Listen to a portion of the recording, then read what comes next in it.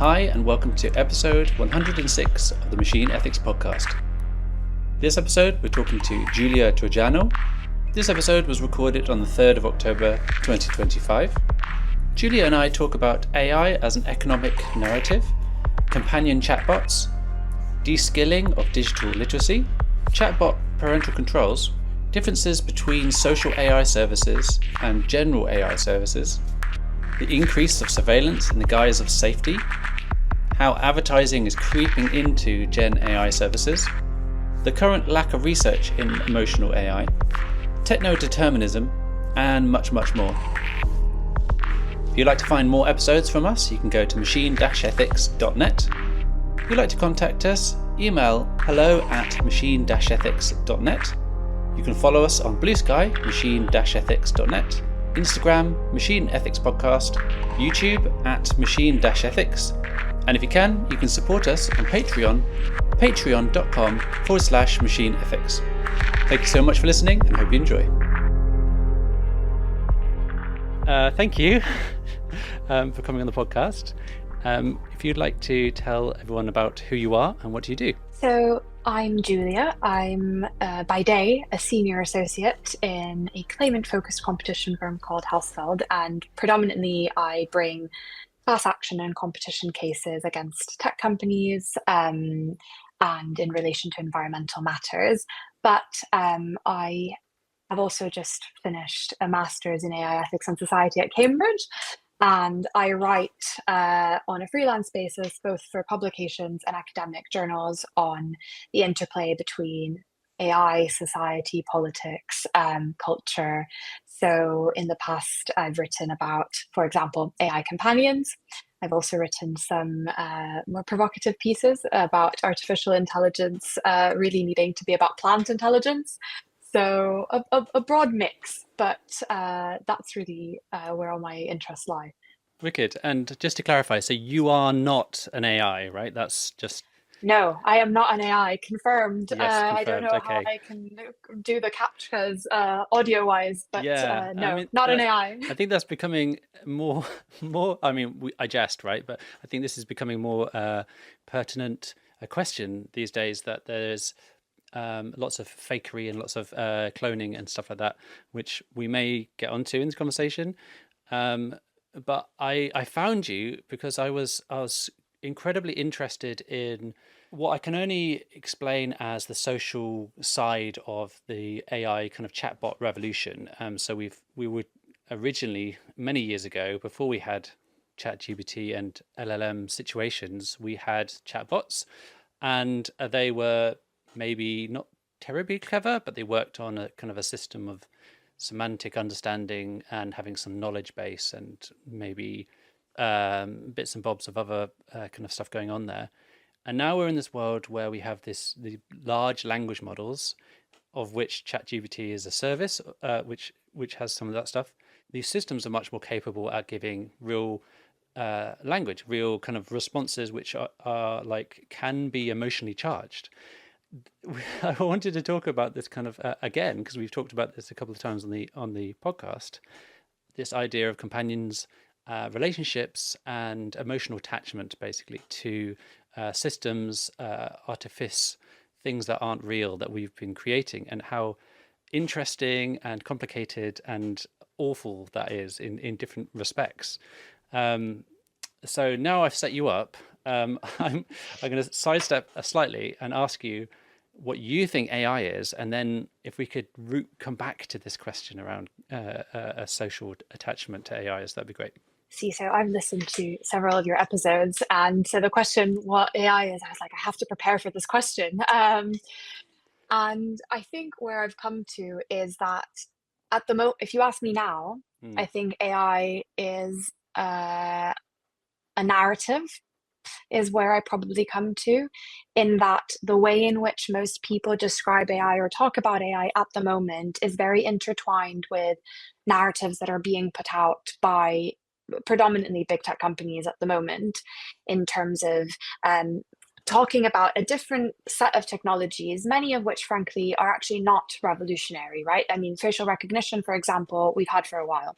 Um, Pattern recognition, we've also had for a while.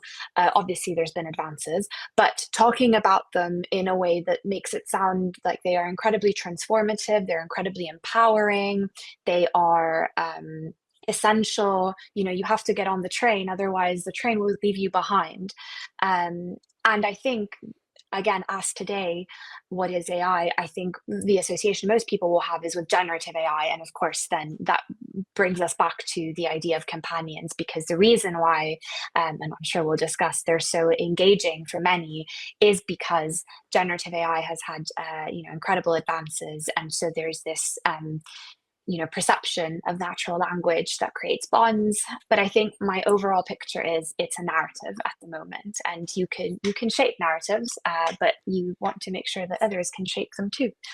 And it's interesting you say that, because it's kind of like it sounds like what you're saying is it's an economic narrative, it's a financial narrative, not necessarily, and it's not a cultural narrative coming from grassroots, for example. It's not coming from fine art history. You know what I mean? It's coming from a specific place, and that specific place is we could probably point to Silicon Valley, but I mean, it might be much more subtle than that. But it's definitely a kind of big corporate place. No, definitely agreed. Yeah.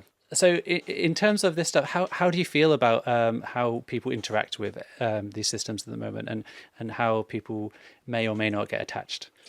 So I think, I guess I'll broaden it out first in relation to wider chatbots, and then go slightly into the narrower kind of companion chatbot, because obviously there's overlap, which I'm sure, again, Yeah. we'll discuss.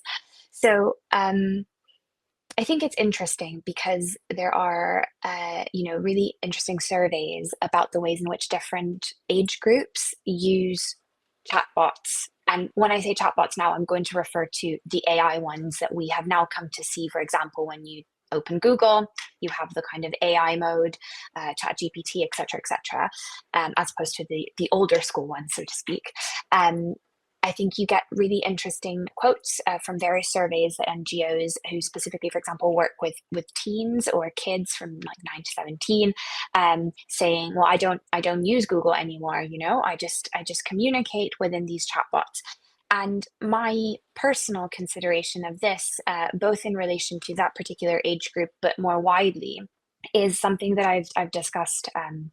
People who know me will know that I've discussed this at length, but a general concern about deskilling. And by deskilling, I just mean that I am concerned that we are opening up a possibility for less critical thinking. So to take Google as an example, Mm. already in, I think, our generations, we have seen the decline of what it was to search for things on Google, as more insidious advertising came to the top of the links.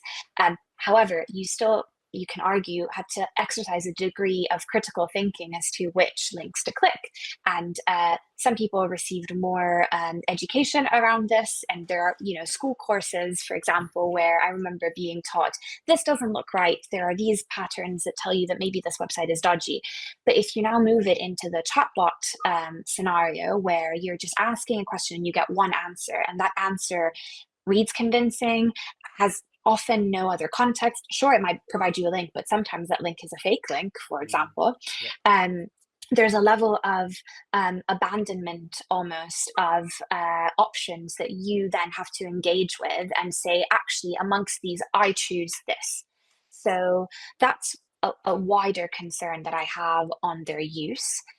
The specifics of AI companions, again, I'm sure we'll expand on this more, but I guess I hesitate slightly to say that I am entirely nervous about their use, because I think one of the things that's quite nuanced and complicated is, having done a lot of research and listening to documentaries and people's stories, it's very difficult to say without a longitudinal study, are these beneficial to people who might be vulnerable, might not have friends, and also to stress, these are not the only people that use them. Mm, mm, But to take them as an example, we haven't yet had, a full-time study to say, actually, sure, there are these risks that we know and are in the news, but if you feel like you have no one to talk to and you have a companion, does that give you some kind of solace and actually help you through? And I'm sure ultimately, as a very lawyerly answer, the answer is it depends.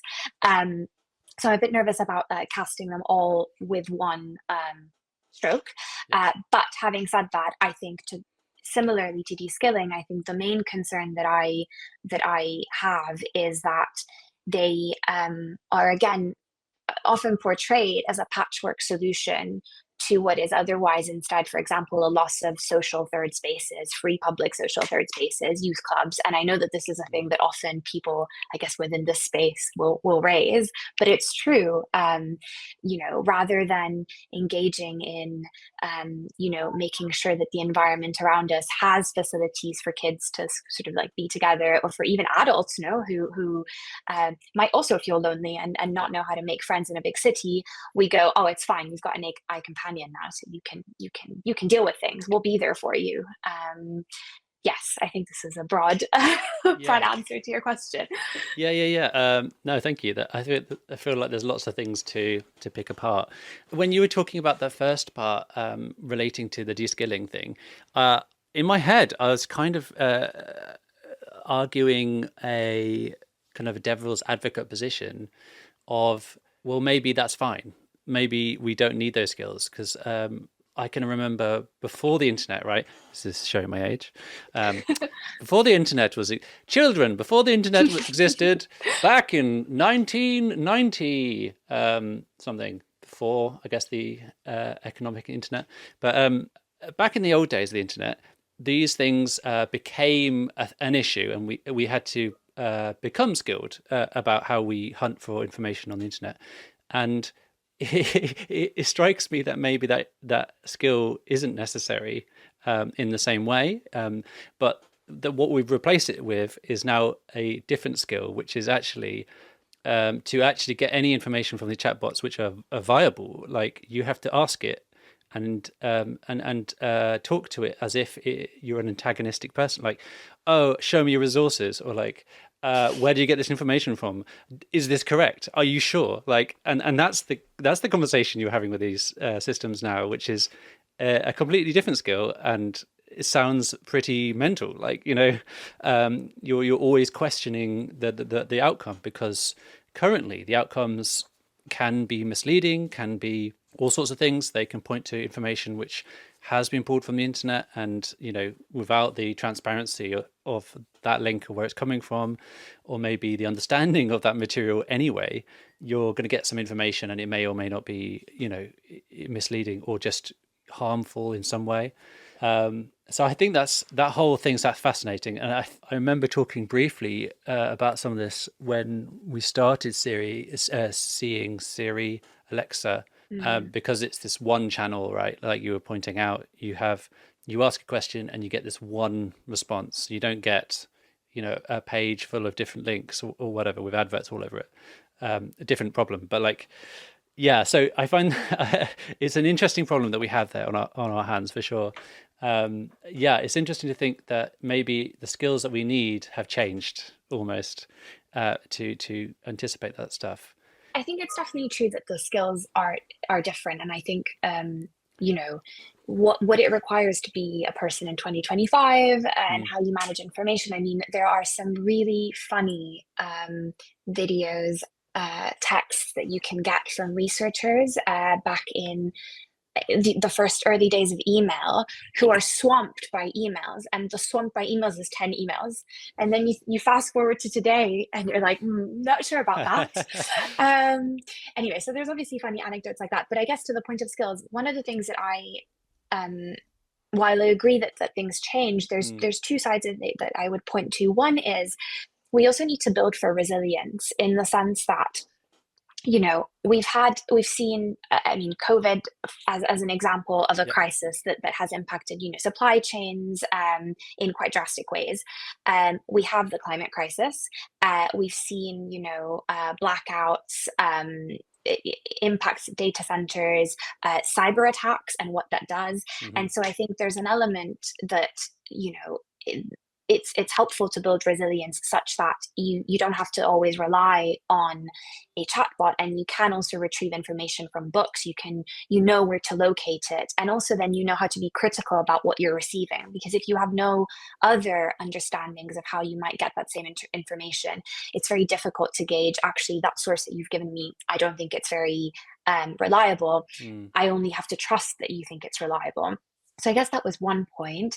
And the second point I think that's interesting to me is the social element of this, which also then reflects back into the chatbots, which is in Siri, for example, and in all these voice applications and the chatbot, Yeah. there's a kind of master and commander to servant dynamic, which can sometimes, I mean, there's been really interesting academic papers precisely on this, and you can argue as to whether or not it's overblown, but then people have, you know, Napoleon complex from speaking to Siri, for example, right? But there's an element of it which is interesting to me, because it still means that someone interacting with this is kind of demanding an answer. Mm. So there's less of, not that if you're searching links in the usual way, you are experiencing the collaboration of, you know, the other link that has appeared and acts as a colleague, but there's an element of it being more crowdsourced in a way that actually the direct response answer is not. And I Mm. query whether that also has an impact on the social element of gathering information, acknowledging that others are involved in it, rather than just demanding it, if that makes sense. Yes, yeah, yeah. There's got that interesting social component as well as the actual information being useful, factual, misleading, whatever. No, that's really interesting. I'm going to stop saying interesting in a second. Sorry, everyone. Um, I've um, started this. I've said it yeah, multiple times. it's just sometimes you just latch onto something.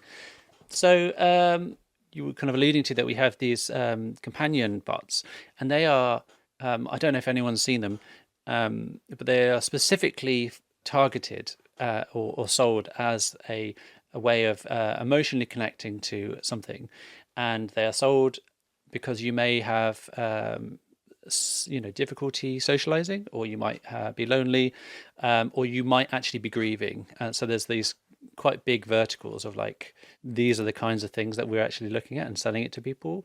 But it also strikes me that before we get to these systems, we also have just the actual other systems that don't do this are doing this. And that there's like you were saying before, that the line between any of these things is very blurred. So you could be having a relationship. You could be having some sort of emotional connection or attachment to any one of these systems, by virtue of getting like language back, which sounds more or less like there is something at the other end, or some sort of correct way of responding to certain things. How do you deal with this kind of fuzziness in this situation?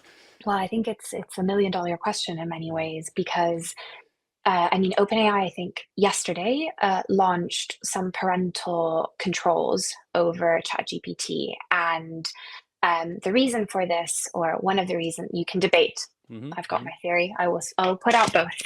So the main reason is that arguably there have been instances where there's a lawsuit against them because the really tragic, death of a kid who is using ChatGPT to do his homework, and then kind of built this relationship with ChatGPT, and expressed suicidal ideations. And even though allegedly he was directed occasionally to the relevant, here's where you can go for help, the actual extracts later down the line still meant that it was encouraging him to essentially go through with them, or at least definitely didn't put enough guardrails.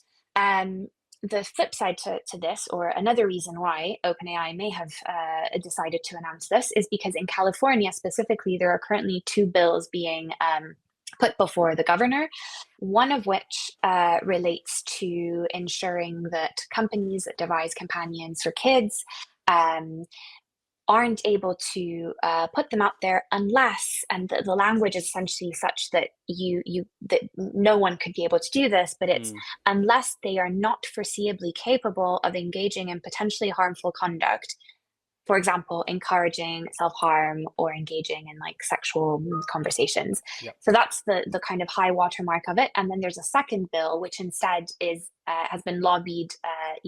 Big tech companies have lobbied in favor of the second one, which initially was promoted and had support of NGOs, but then eventually got watered down such that these NGOs removed their support from it.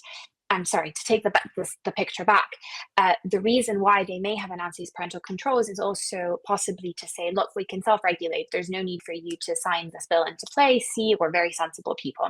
Yep. Now, to go back to your question, as in, how do we draw the line? I think exactly this is $1 million question, because these general purpose chatbot companies are more and more being forced to recognize that clearly their own chatbots can move into this sphere. And from a Mm, commercial point of view, they're in a difficult position, because on the one hand, they're saying, we're about to do, artificial general intelligence. We can help you with your homework. We can help you with everything known to mankind. And on the other hand, they go, oh, but we're not a companion. We're not providing emotional support. We never advertised ourselves to do so. So from a legal point of view, it's also very difficult, because in the UK, for example, we have the Online Safety Act now. There's lots of legislation, again, for example, being put forward in California that is aimed at protecting kids. But privacy advocates have come forward often in these cases to say sometimes what happens when you say that you're going to implement parental controls is that actually you increase the surveillance over the exchanges that people have with these chatbots in the name of safety, but actually, these companies then mine further data, et cetera, et cetera.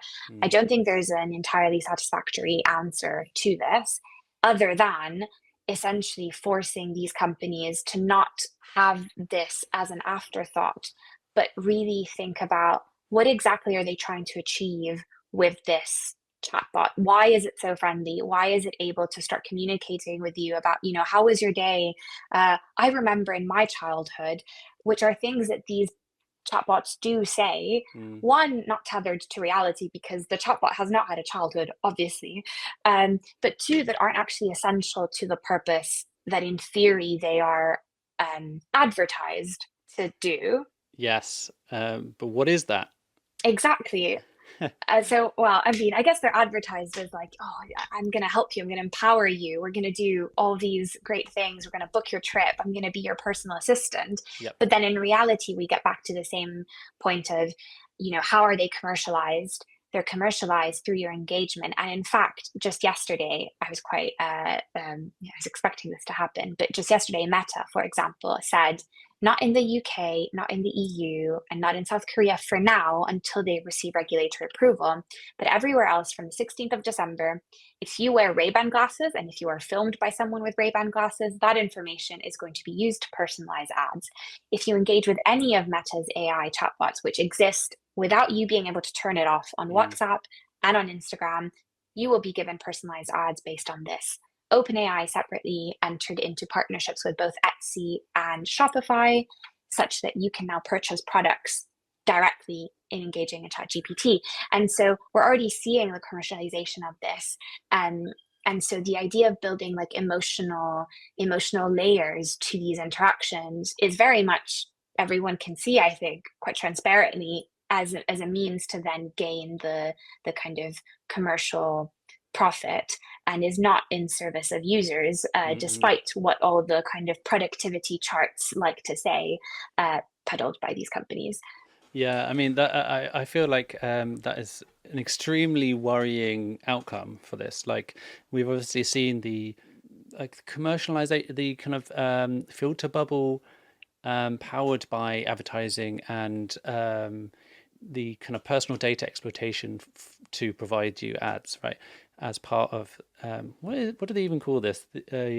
Surveillance capitalism? Is Yeah, that what you're after? it's No. kind of surveillance capitalism, but I don't think it encapsulates it completely because it's surveillance suggests wartime army government, but it's actually surveillance by corporate interest. So we've got this kind of like when we had big data back in the 2010s, it was the kind of commercialization of people basically, and this is intensified. And if that comes into these bots, this is not a useful term, but like these services which have this single stream of channel of communication. You ask a question, you get something back, um, and it has the capacity, like the ability to be a motive, right, and the ability to be misleading and to be emotionally engaging. Then and using that for advertising is in kind of,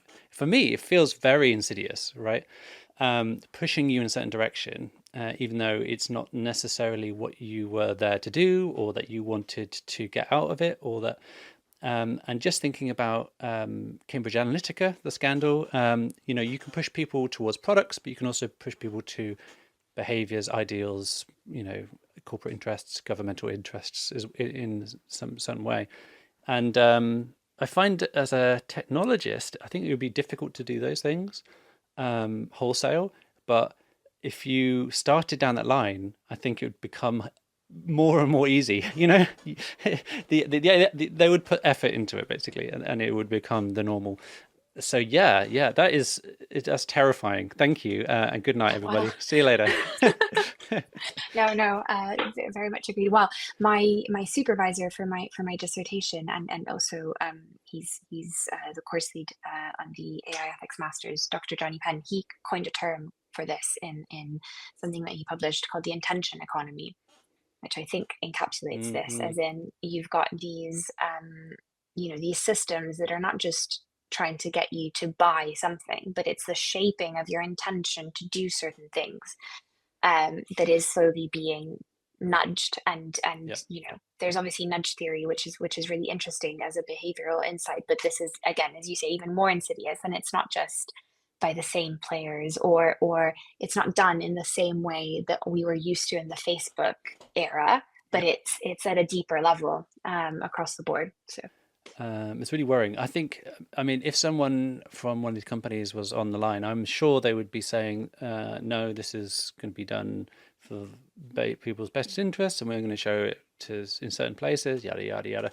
But I guess what we're saying is it feels like it could quite easily instantly be used against us, basically, against what you were saying before, like our own interests or the interests of the society, of citizens towards some end, whether it be corporate or governmental, or some other, global powers interest. We can talk about various global conflicts and countries that are doing strange things at the moment.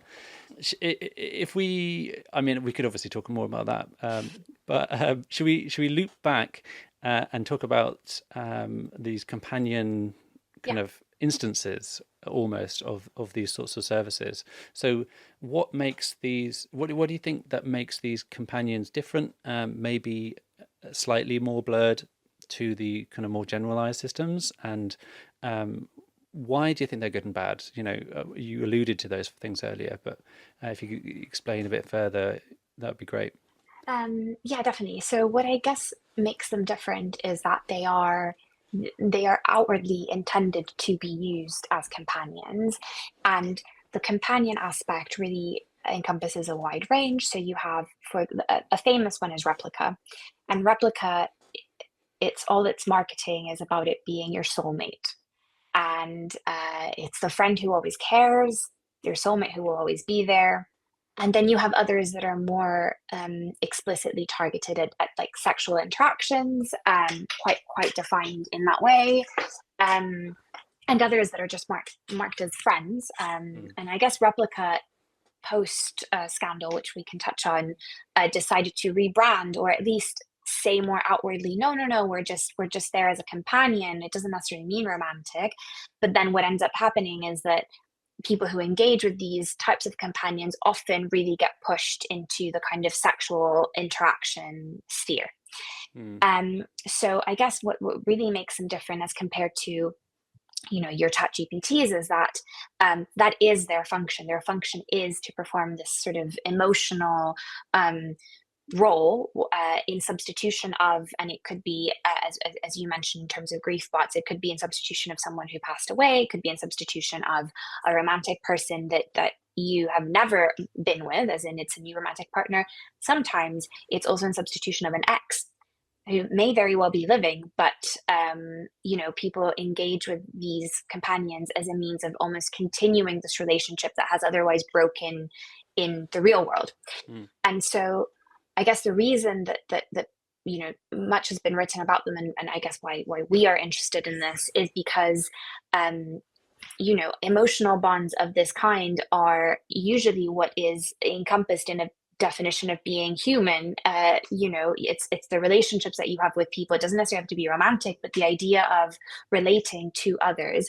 And so substituting this in an artificial way or creating a synthetic version of it obviously has alarm bells go off for many.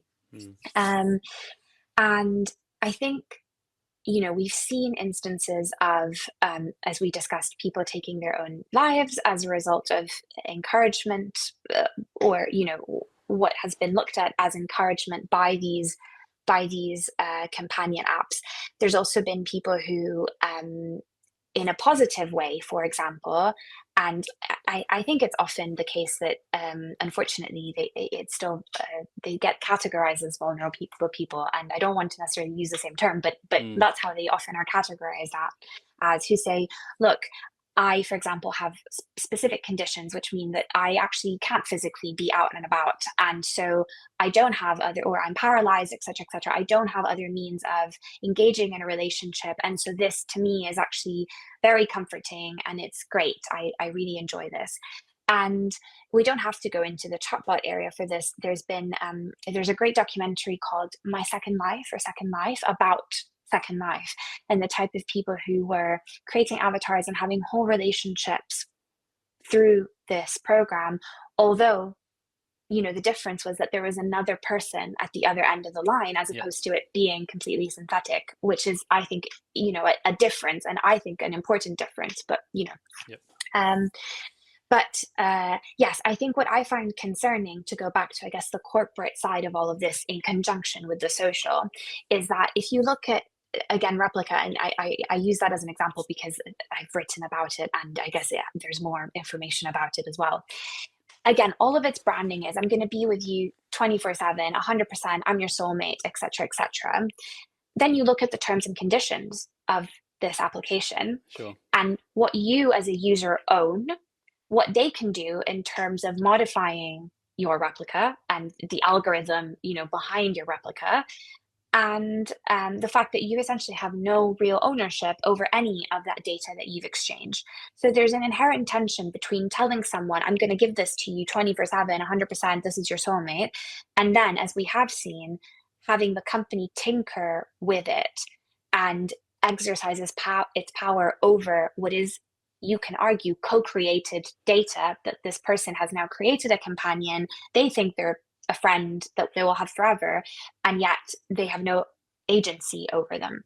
And so I think that's always important to bear in mind, that it's never really aligned. And that's the even more worrying thing in these circumstances, because it's not just aligned as, oh, much like Google is trying to sell me this sponsored ad, ChatGPT is now trying to tell me that, like, this package holiday is better than another. It's at a really core level of emotional manipulation, really, because you are luring people in with the idea that they'll have this support, but then in a blink of an eye, the company goes bust. They decide that they need to tweak the algorithm because this new law is coming in, and you've now lost the companion that you cared for. And these are real stories, and people who have, again, taken their own lives as a result of these changes, or been pushed to even more extreme platforms because the original platform removed erotic role play, for example, which was a feature that they were heavily pushing users towards, and then decided to remove because an authority was investigating. And so I think it's this playing quite literally with people's emotional lives and lives that is the really worrying thing when it comes to these companions. But at the same time, recognizing that they have value for others. And so that this is why I wanted to say about the longitudinal study. I think it would be unfair right now to say that in all circumstances these don't provide any assistance whatsoever to anyone. Hmm. I think that we can definitely strive to make the companies that make them better by force, because clearly they're not doing so but on their own accord, to actually match what they say and what they do. But yeah, to remove them entirely, I think, is a complicated issue. Yeah, yeah, yeah. I think I mean, there's so many things to pick out in this whole situation. There's what circumstance or what kinds of people are looking to get out of this situation. What is it that they want to get, that they seek these things out, what they do get, and then the legal aspect, the technology aspect, the financial aspect, those, all three of those come into, how do you receive a system with longevity, with, like, you don't download it, right? This is a hosted thing on the internet, let's say the cloud, I'm doing inverted air quotes here, in the ethereal cloud that exists and can be tinkered with at will. And if you were more DIY or like technically literate, you might want to download this onto your own machine and have the ability to do that, and look after it almost. So there's an interesting, like, thing. It's almost like a DIY project or a service that could be created for that. But obviously, then what you're doing there is you're relying on people being responsible. And obviously, the line that we were talking about before with adolescence is that, we as a society have decided that, you aren't responsible until certain times for certain things, and we're not going to let you do certain things, or we're going to give you controls over, and legal controls. Or so it's interesting when we actually introduce these things into our lives, because as a parent, you know, you may have Alexa, or you may have Siri, or you may have a child who has access to ChatGPT or another service, and they might be 10 years old. You know what I mean? And it's like, okay, so these things are happening, and there's all these kind of issues there which we're trying to work out, but also, like you were alluding to, there are positive things that are going on there as well. And hopefully, if we're being sold correctly, there are some positive things which are just straightforward, this makes our lives easier sort of things as well. I would actually probably say not many of those. I'm kind of getting to the point where, are people responsible? Like, when you pass adolescence and you're still having these relationships, or you're used to having these relationships with non-human entities, like, how responsible are you? It's a really interesting question that we're going, oh, well, you can have these relationships with these chatbots, or you can have what seems like a relationship, let's say, and you might be, an adult in the eyes of the law, but you still might have, certain, you might be a certain type of person who is have got certain things going on, or you might just be what we would probably, inverted commas, say, more normal person who has access to this thing for certain reasons, maybe for grieving purposes or whatever. And it strikes me that I don't know if it's still, in that case, useful or necessary, or like not dangerous, you know what I mean? So in my head, I obviously haven't done all the reading, and like you said, there isn't a massive amount of longitudinal studies, but it does seem to me that it's still very early to go out and ask people for money for things which haven't very well been tested. No, entirely agree. I think a couple of points. So one, on your idea of the point about downloading. So that's the paper that I wrote on companions was essentially a bit of a provocation, because my idea there was, okay, fine, you Replika want to say that you've got a companion 100% of the time. That's great. Give me the opportunity to download it then.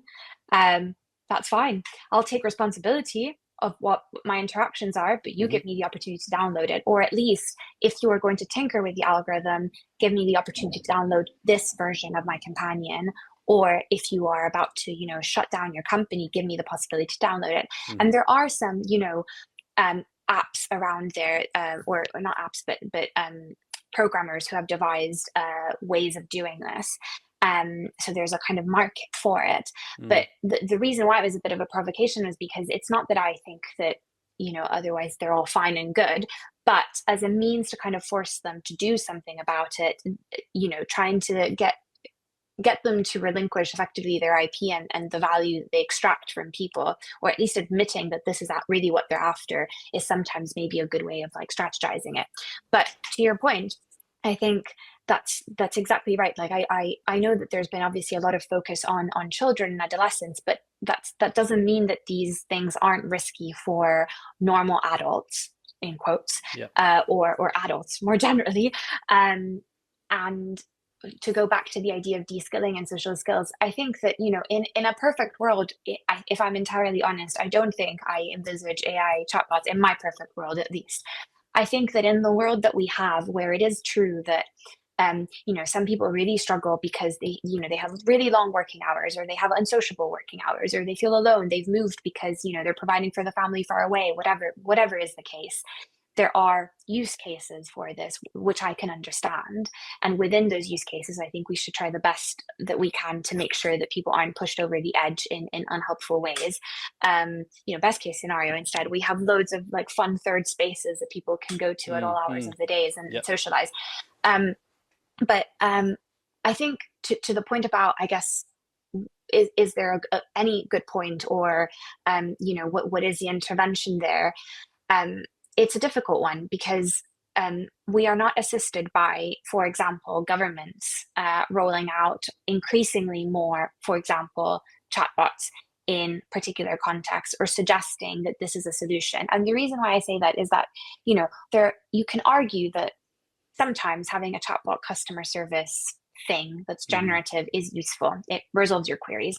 I'm not sure most of the people interacting with these chatbots would ever say that, really, because most of the time you're just furiously typing speak to agent, right? Like human agent. But I think that it matters, again, to go back to the narrative, that we're getting so much talk about the way in which these technologies and this type of interaction can streamline, can help, can empower. And the more you become acquainted with the idea of, for example, not communicating with a GP, but rather a chatbot, which is triaging your problems until you finally maybe get 5 stages in to speak to a doctor, it normalizes the idea of using them. The fact that, things like Google now have normalized the idea of AI mode, that it's more normal for kids who are 9 to have a smartphone and Snapchat. I don't know why a 9-year-old needs a smartphone and Snapchat, for example, but the fact that this is all becoming normalized doesn't then help with, I guess, the trajectory of saying, do we need these companions? What are we losing out by normalizing them further and almost trying to patch solutions, accepting that they're going to be around, as opposed to doing anything to counter that? So sorry, that was a bit of a strange stream, but hopefully that made sense. Yeah, no, that's great. I think the problem with this whole area, all right, Julia, is that we should probably just sit down and have like a whole day conference, and we'll get loads of people in and we'll chat about it, because it's just a vast area. It just that kind of emotional piece, right? And obviously we've talked around that in lots of different ways. I just briefly wanted to pick up on the kind of financial bit when we were talking about Replika earlier. Am I right in saying that they were charging to unlock the sexual Yes. interaction part of their system, right? And was that the controversy you were alluding to earlier? Well, so essentially it was free, and then Yep. your replica, and it is still free if you just download the normal version. But then your replica constantly tries to push you to say, "Hey, here's a snap. You can pay and see."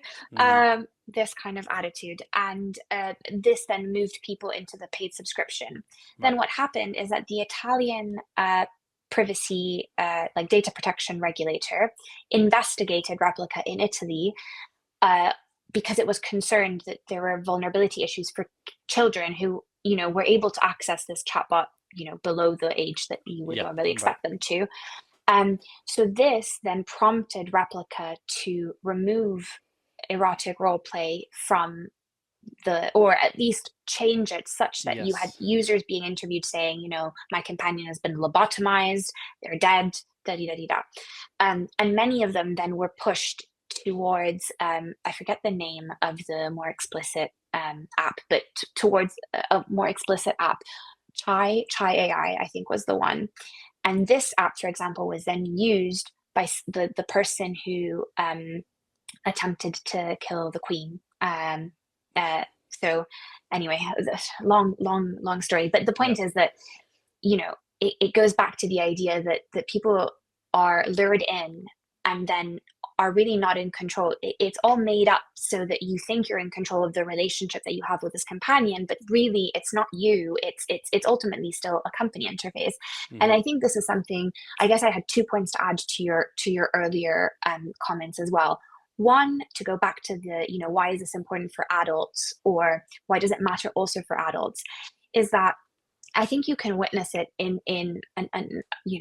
have a smartphone. We have a smartphone. We live with technology. Fine. No one wants to be a complete, hermit living in a little hut.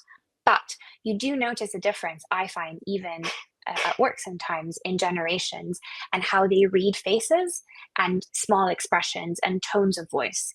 And to broaden it out a bit, there are people who watch videos at 2 times speed and the voice is really mechanical and you're used to like reading subtitles. That's not the same as engaging in a conversation with someone and listening to pauses, listening to their micro express, like Mm. observing micro expressions as a part of your dialogue. It's not the same as having a confrontation with someone. And again, generationally, my generation is often more scared to pick up the phone and talk to someone because we're more used to, I guess, emailing, right? Yep. And that's a thing that you have to kind of push through. But here it's like a further stage of, if you always have a companion or a chatbot that's quite sycophantic, as has been studied, and essentially just engages with you and agrees with you unless you explicitly tell you don't disagree with me, but that's agreeing with you effectively, then Mm. how are you meant to navigate conflict and differences of opinion? And relationships are actually, a lot of the time, you are navigating different points of view in like a constructive way, but that's part of it. And so equipping people with that is important. And I guess to say that this shouldn't be minimized, in that the amount of kids who are now using these chatbots is increasing. Um, in the US and the UK, there's some really like staggering statistics. So I think sometimes the reaction to these conversations that others might have is, it's not a real issue, it's not a big problem. But actually, if you look at the data and you see how this generation is going to progress, it Hmm. does become a Hmm. big problem. Yes. Yeah, yeah, yeah. I guess that comes back to the idea we were talking about earlier of like making it people more used to having that around and it becoming more of a thing because of that fact. The replica thing that you were talking about before, it's funny because it keeps coming around, right? This sort of it's almost a freedom of speech problem. Where do you hear about AI Dungeon back in GPT 3 times? I think. So there was this very amazing service called AI Dungeon, which was built off, I can't remember if it's GPT 2 or 3, but early doors on large language models. And the idea was you've basically got a dungeon master, right? So it's a story making thing and you start role playing with it. But what was interesting about it was that you could role play in a way that was kind of no holds barred. So you could have sexual stories, you could have stories with all sorts of different things going on in it. Some of them which were maybe more taboo than others, and at one point they had a backlash, right? And they maybe did something about it. And what they did, again, like you were saying with the lobotomizing my AI companion, is they did that, right? They Mm, those guardrails became so prohibitive that you couldn't have any sort of interesting kind of experience in that world anymore. So I mean, I'm going to say it's freedom of speech, but it's kind of freedom of ideas given a responsible position. So, or a position of adult again, like of autonomy for a human being and their responsibility for their own well-being. And it's a very difficult one, and I feel like we're hitting that again and again with this technology, with what we are allowing people to do with it, and what is possible to do with it, and where it's useful. And it's a bit like if you were just googling about child pornography because you were a researcher or a journalist, and you had a thing to write, and you'd probably get flagged up somewhere, and Yeah. someone would come and find you, right? And it's a similar situation that we're having with these technologies, whether it's sexual conduct or emotional stuff, or whether it's just playful. And another idea coming from this games direction, because I'm also a games designer, is you have these other spaces, like you were saying, Second Life previously. Nowadays, probably chat VR and VR spaces or metaverse Hmm. spaces, Roblox Yeah. again for the Yeah. younger audience. And you could have, AI bots or like avatars of which are powered by large language models running around, having very interesting, conversations with you, and powerful interactions with you, which might be completely bonkers and rubbish, and might be very amazing and emotional. And it does feel like an episode of Black Mirror at that point. I've spent all my time in chat VR talking to this thing which isn't real, and now we're married. Yeah, well, it's true. No, I agree. I think that, I guess, two things. One, to be honest, I guess I follow I used to write for like visual arts magazines, etc., and Yeah. often kind of experimental art. So there's lots of artists that I really back and listen to, etc., who have played with AI, created an AI model themselves, and then kind of used it for creative purposes. And the way they do it, I guess, is something that I'm trying to draw parallels with, is the way surrealists used to engage in games that were meant to be like removing you from your conscious self so that you could like come up with like kind of whack things and kind of react to them, Mm, or like magic eight balls, for example, right? yeah. Yeah. This kind of stuff. And I think there is a quality to that era of generative AI where like the images were kind of really warped and you had an aesthetic. And that aesthetic to me meant something, in that you had a veneer of like, this is definitely AI generated, Mm, it's yeah. definitely other. And it's interesting because it's like this. Whereas I think one of the things that I take a lot more issue with in the current iteration is that everything is intended to be so lifelike and real like, and that creates then the blurriness. Whereas, if you had these like AI characters in these video games, but they were very clearly like, speaking almost in like a poetic, nonsensical language, that's more like, I find it more Yeah. interesting than someone who is like reciting as if you and I were speaking and is just a kind of fold for us. And then blurs the perception of like, are you, as you asked me, like, are you real or are you not real? Yes. Yes. So Exactly. there's that side of it. But two, I think, to go back to the games, I think again, there's it would be interesting. And AI Dungeon, for example, I don't know who was running it, so to speak, and like what the commercial, if any, interest behind it were. But I think a lot of it goes back to that, right? Like if you have a video game designer and you sell a video game, and you make the money off the selling of the video game, that's it. You don't actually care about the data that's passed on Yeah. by whoever's playing the video game. That's fine. That will probably be very interesting. I think it's the unfortunate linking constantly of like the data extraction at every level of you getting the game, whereby what you're paying is not just the point of you paying the game, but also every other exchange that you have that creates a complication.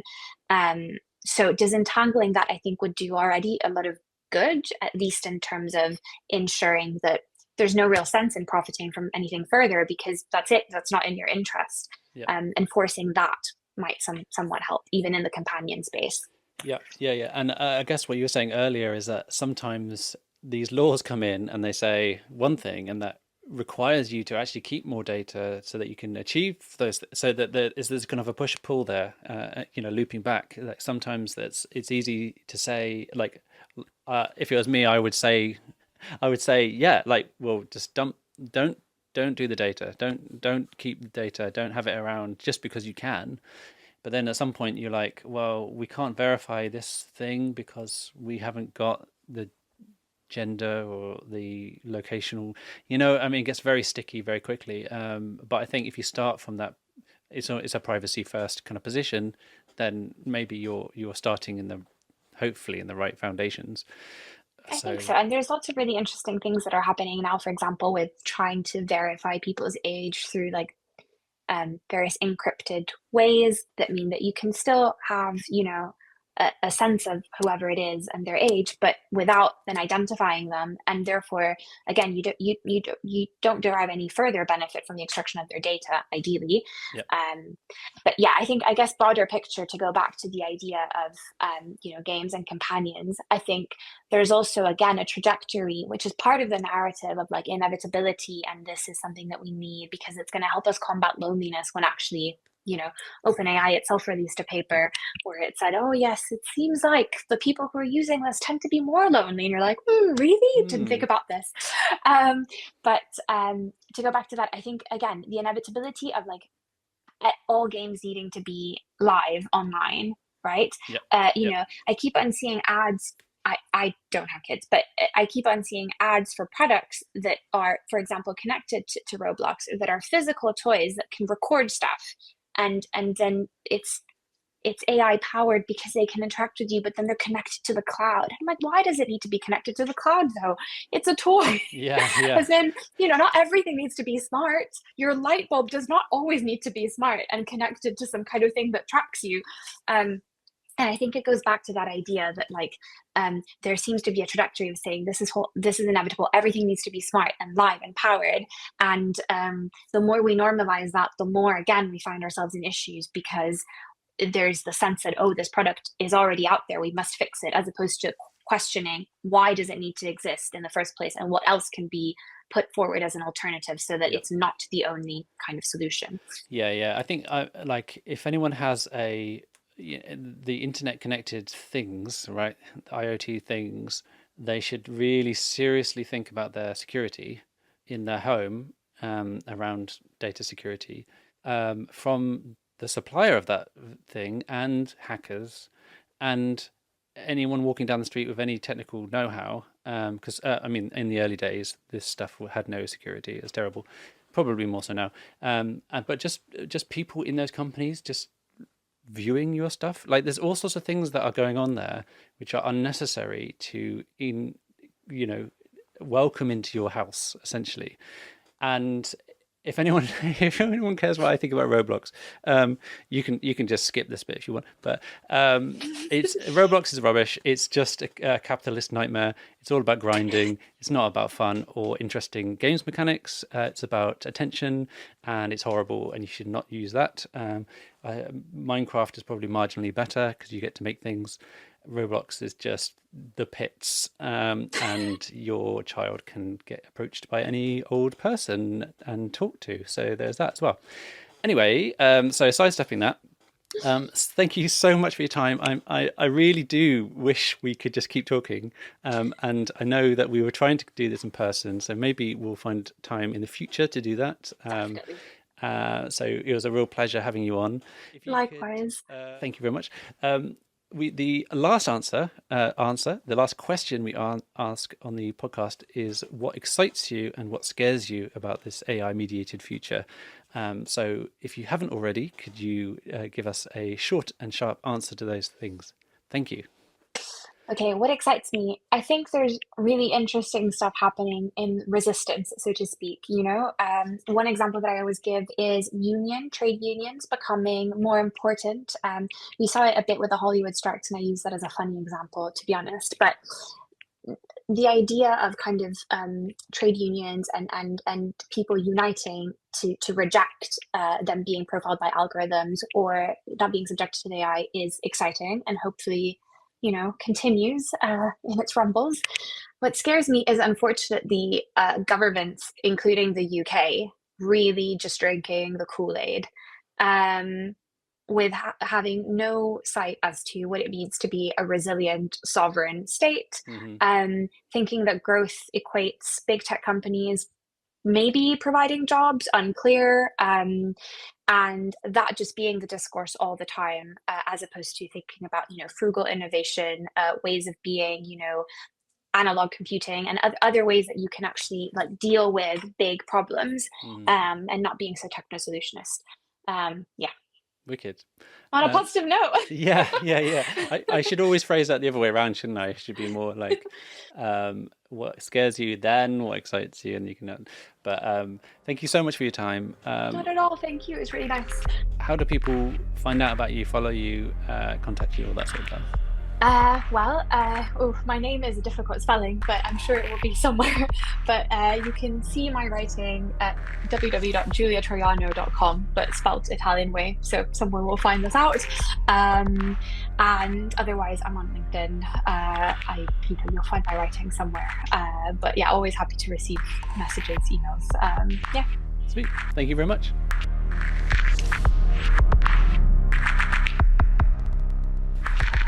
Hi, and welcome to the end of the podcast. Thanks again for Giulia for coming on. Hopefully soon we'll have a chance to meet in person and record another episode, maybe in a couple of months' time. Given some of the stuff in the news at the moment, I was really keen on getting this episode out around companion AIs, emotional AIs, people interacting, becoming friends, having some sort of emotional connection with these services, and having a discussion around that. So Giulia and I were grappling with some things, and it just became apparent that we could have just kept on talking. So we'll definitely come back to this one, and hopefully without anything catastrophically bad happening, we'll hopefully be able to grapple with some of this stuff going forward. If you're interested in this area, we do have some other episodes. Episode 30, Emotional and Loving AI with Julia Mossbridge. 37, Social Robots with Bertram Marley. And 64, Emotion Detection with Andrew McStay. Again, if you'd like to support the podcast, you can write a review, give us a subscribe or a thumbs up wherever you get your podcasts.